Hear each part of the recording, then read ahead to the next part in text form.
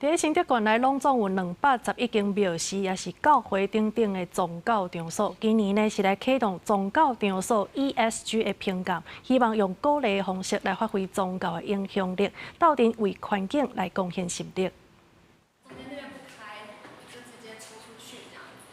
向委员解说教堂推广环保所做的努力，新竹县拢总有211间的寺庙、教会等等的宗教场所，为着要打造出环保信用文化，这摆是全国第一个为宗教场所来办 ESG 评鉴的县市。透过其实 ESG 的这个宗教场域的能见度，跟大家分享，其实宗教并不是只有敬礼啊，或者是一些仪式，然后也可以透过这方面来认识教会，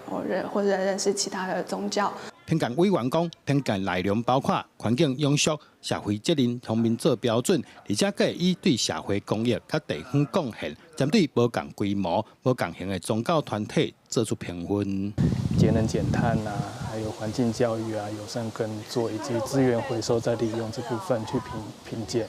那社会责任呢，就会着重于它的急难救助、那个公益捐助啊，还有